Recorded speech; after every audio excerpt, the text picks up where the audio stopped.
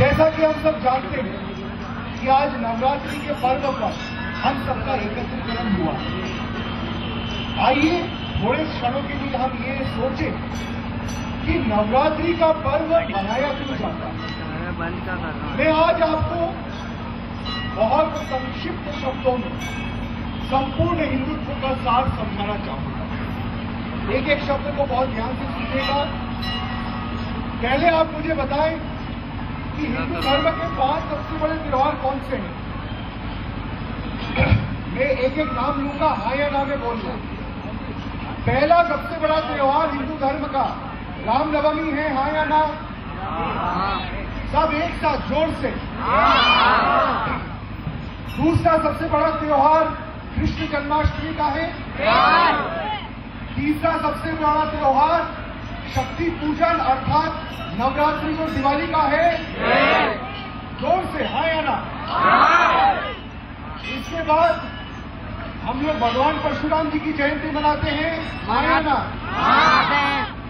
अब आप जरा इस पर चिंतन करें कि रामनवमी हो, कृष्ण जन्माष्टमी हो, नवरात्रि हो, दिवाली हो, परशुराम जयंती हो, मूलतः हम इसका महोत्सव मना रहे हैं। मुझे एक बात बताएं, क्या प्रभु श्री राम डरपोक थे? हाँ या ना? क्या प्रभु श्री राम ने कभी अन्याय के सामने घुटने टेके?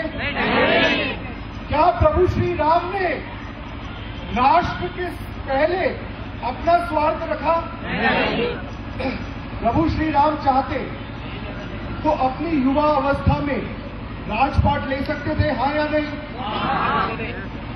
लेकिन उन्होंने अपना राजपाट त्याग कर 14 वर्ष उत्तर भारत से दक्षिण भारत तक की पदयात्रा करके इस राष्ट्र की, इस माटी की, इस संस्कृति की साधना की। प्रभु श्री राम ने जब देखा कि इस हिंदू संस्कृति के समक्ष आसुरिक संस्कृति का उदय हो रहा है, तो क्या वो देखकर चुपचाप भाग गए? अगर प्रभु श्री राम चाहते तो सीधे जाकर रावण को मार सकते थे, लेकिन प्रभु श्री राम ने रावण को मारने के पहले 14 वर्ष जमीन पर संगठन साधना किया, क्योंकि प्रभु श्री राम जानते थे कि जब मनुष्य में कायरता बढ़ती है, जब मनुष्य में स्वार्थ बढ़ता है, जब मनुष्य में डर बढ़ता है, तभी आसुरिक शक्तियों का उदय होता है। अगर ईश्वरीय शक्तियां, दैविक शक्तियां, हिंदू शक्तियां डर के ऊपर विजय प्राप्त कर ले, स्वार्थ के ऊपर विजय प्राप्त कर ले, संगठन साधना के माध्यम से संस्कृति की विजय साध ले, तो क्या कभी कोई आसुरिक शक्ति सर उठा सकती है? सब उत्तर दो। अगर हिंदू संस्कृति संगठन साधना के माध्यम से अपने भय पर विजय प्राप्त कर ले, अपने स्वार्थ पर विजय प्राप्त कर ले, अपने आलस्य पर विजय प्राप्त कर ले, तो क्या कभी कोई रावण रूपी हिंदू विरोधी, राष्ट्र विरोधी शक्ति सर उठा सकती है? तो प्रभु श्री राम के जीवन में हम पाते हैं कि ईश्वर तत्व, आध्यात्म, भगवत्व का अर्थ है स्वयं के स्वार्थ पर विजय प्राप्त करके पहले राष्ट्र, पहले धर्म, पहले संस्कृति की चिंता करना, और वो करते हुए अगर आसुरिक शक्ति के साथ संघर्ष करना पड़े तो क्या डरना चाहिए? क्या सर झुकाना चाहिए?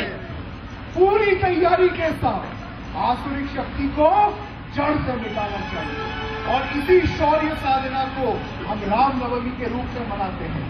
प्रभु श्री कृष्ण, क्या उनके जीवन में महाभारत युद्ध के दौरान कोई स्वार्थ था? लड़ाई किसके बीच में हो रही थी?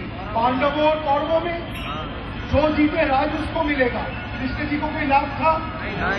तो प्रभु श्री कृष्ण दूसरे की लड़ाई में क्यों कूदे? क्योंकि उन्होंने अपने स्वार्थ के ऊपर धर्म को रखा। उन्होंने धर्म संस्थापना के लिए प्रत्यक्ष रूप से अपना सब कुछ दांव पे लगाया। अगर कृष्ण जी चाहते तो वो दोनों को अलग अलग बुला सकते थे, पांडवों को भी आशीर्वाद दे देते, कौरवों को भी आशीर्वाद दे देते, और जो जीतता बोले मेरे आशीर्वाद से जीत कर। धर्म चलता। ये हमारी संस्कृति ने हमें सिखाया है। धर्म के लिए प्रत्यक्ष रणभूमि में जो उतरे उसी को भागवत का आशीर्वाद मिलता है। प्रभु श्री अर्जुन जी को कृष्ण जी के द्वारा गीता का ज्ञान राजमहलों में नहीं मिला था। कहां मिला था? कहां मिला था? इससे ये संस्कार ग्रहण करो कि बिना रणभूमि में धर्म के लिए उतरे। स्वार्थ के लिए उतरोगे तो कुछ नहीं मिलेगा। बिना रणभूमि में किसके लिए उतरे? धर्म के लिए, राष्ट्र के लिए, संस्कृति के लिए बिना उतरे भागवत का आशीर्वाद प्राप्त नहीं होता। प्रभु श्री कृष्ण प्राप्त नहीं होते। अब नवरात्रि पे आइए। नवरात्रि में आप मां की पूजा करते हैं, शक्ति की पूजा करते हैं। हम शक्ति की पूजा क्यों करते हैं? क्योंकि शक्ति ने महिषासुर का वध किया कि नहीं किया? कि मां भगवती रसोई में सिर्फ रोटी पकाती थी, क्या करती थी? मां भगवती की साधना जब आप करते हो, मां महिषासुर का वध कर रही है कि रोटी पका रही है? उंगल डाल के क्या कर रही है मां? तो आप बात को समझो कि आप साधना कर रहे हो शक्ति की, आप साधना कर रहे हो अधर्म पर धर्म के विजय की। आध्यात्म का सार है परित्राणाय साधूनाम विनाशाय च दुष्कृताम। जो सत्य शक्तियां हैं, जो आध्यात्मिक शक्तियां हैं, उनका संरक्षण करना है। जैसे हमारे ये हिंदू साधक वेद उपनिषद हिंदू ज्ञान की रक्षा कर रहे हैं, उनका प्रचार प्रसार कर रहे हैं। इसके साथ ही जो हिंदू विरोधी शक्ति हो, जो भारत विरोधी शक्ति हो, जो राष्ट्रद्रोही शक्ति हो, उसका भी जड़ से संहार करना है। जो राष्ट्रद्रोही शक्तियों का तुष्टीकरण करे, क्या कभी वो आध्यात्मिक हो सकता है? क्या उनको कभी प्रभु श्री राम प्राप्त हो सकते हैं? क्या उनको कभी प्रभु श्री कृष्ण प्राप्त हो सकते हैं? आध्यात्म का एकमात्र सार है परित्राणाय साधूनाम विनाशाय च दुष्कृताम। लेकिन अगर दुष्टों का नाश करना है तो पहले स्वयं के स्वार्थ और स्वयं के भय पर विजय प्राप्त करना होगा। जब मुगल भारत में आए तब भारत के ही आपस में बटे असंगठित हिंदू राजाओं ने उनका तुष्टीकरण करके ये महान संस्कृति क्यों गिरवी में दे दी। ऐसा क्यों हुआ? क्योंकि वो डरे हुए थे, क्योंकि वो असंगठित थे, उनको अपना स्वार्थ प्यारा था। जिसके जीवन में स्वार्थ हो, भय हो, वह राष्ट्रद्रोही व्यक्ति राष्ट्र का हो सकता है और इसलिए वो स्वयं का भी नहीं हो सकता। इसलिए सर्वप्रथम नवरात्रि के अवसर पर हम ये संकल्प लें कि हम स्वयं के स्वार्थ पर विजय प्राप्त करेंगे। अपने लाभ के पहले राष्ट्र का हित, अपने भले के पहले संस्कृति का हित और अपने विजय के पहले हिंदुत्व का विजय।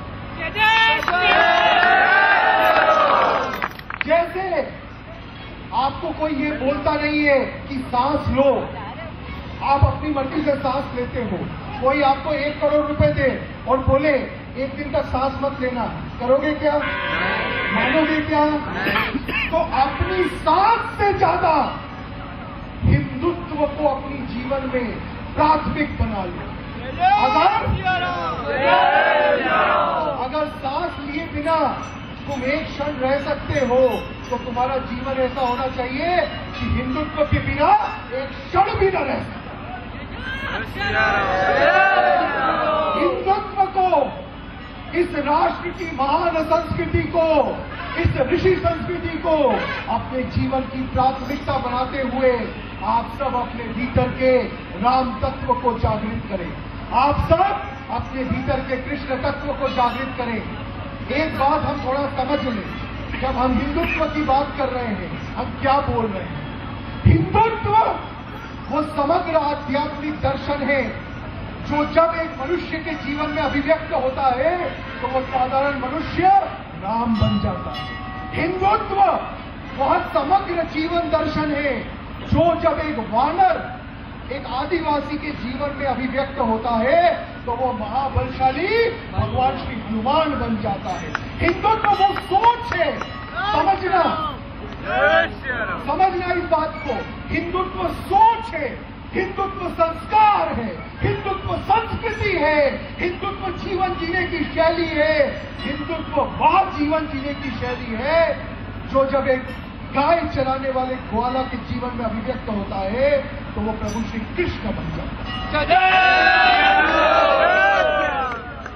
भागवत का सार सिर्फ एक वाक्य में है, अपने मैंपन पर, अपने अहंकार पर विजय प्राप्त करो।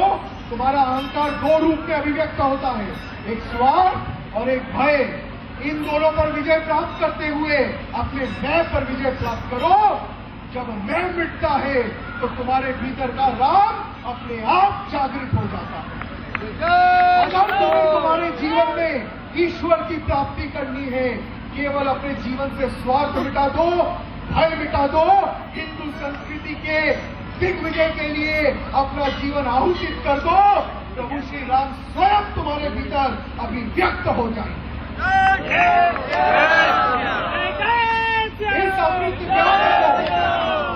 इस अमृत ज्ञान को आज अपने जीवन में धारण करते हुए एक परम शौर्यवान, एक परम शक्तिवान, धर्म, संस्कृति, राष्ट्र, हिंदुत्व के प्रति समर्पित एक महान जीवन जीते हुए अपने जीवन को सार्थक करें।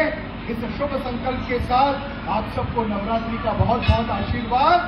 आप सबको मेरा निमंत्रण है, आमंत्रण है। देवास में हमने आपका आश्रम निर्मित किया है। आप सबका आश्रम हिंदू शक्तिधाम के नाम से अलकापुरी देवास में स्थित है, जहां हर रविवार शाम को 5 से 8 के बीच में धर्म सभा होती है, जहां हर शिष्य सादर आमंत्रित है, सम्मान आमंत्रित है। आप सब अपने आश्रम पधार कर हिंदू शक्ति को विजयी, विश्व विजयी बनाए और हिंदू संगठन साधना से एक एक हिंदू जीवन, एक एक हिंदू जीवात्मा को जोड़ते हुए अपने जीवन में राम तत्व जागृत करें। आप सबको बहुत बहुत आशीर्वाद। जय जय श्री राम।